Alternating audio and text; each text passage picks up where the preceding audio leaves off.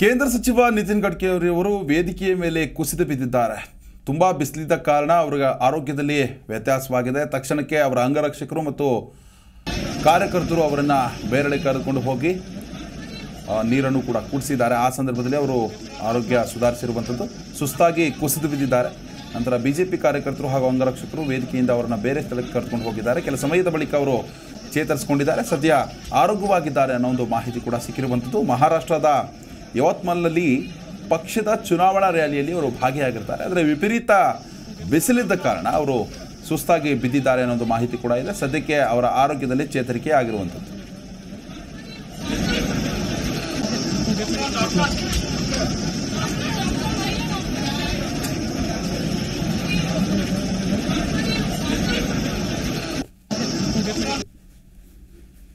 आणि आपण मला या ठिकाणी थोडा वेळ मला आराम करून मी आलो, कारण उन्हामध्ये हेलिकॉप्टरचे पण AC बंद होता, इथेही हवा नव्हती आणि टेम्परेचर खूप जास्त असल्यामुळे थोडा मला त्रास झाला. त्यामुळे मी आपली क्षमा मागतो आणि पुन्हा एकदा राजश्री ताईंना विजयी करावं असं आवाहन करून आणि आपण मला या ठिकाणी थोडा वेळ मला आराम करून मी आलो, कारण उन्हामध्ये हेलिकॉप्टरचे पण AC बंद होता, इथेही हवा नव्हती आणि टेम्परेचर खूप जास्त असल्यामुळे थोडा मला त्रास झाला. त्यामुळे मी आपली क्षमा मागतो आणि पुन्हा एकदा राजश्री ताईंना विजयी करावं असं आवाहन करून आणि आपण मला या ठिकाणी थोडा वेळ मला आराम करून मी आलो, कारण उन्हामध्ये हेलिकॉप्टरचे पण AC बंद होता, इथेही हवा नव्हती. ಜಿ ಕನ್ನಡ ನ್ಯೂಸ್ ಈಗ ನಿಮ್ಮ ಮನೆಯಲ್ಲೇ ನೋಡಿ.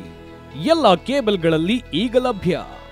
ಸನ್ Direct 292, Jio TV 1334, U digital 162, city cable 51, GTPL 17, Abhishek cables 821, Rockline telecommunication 51, Shri Basaveshwara number 60, Vinayaka digital number 53, in digital number 896ರಲ್ಲಿ ನಿಮ್ಮಿಸ್ತದ ಜಿ ಕನ್ನಡ ನ್ಯೂಸ್ ನೋಡಿ ಆನಂದಿಸಿ.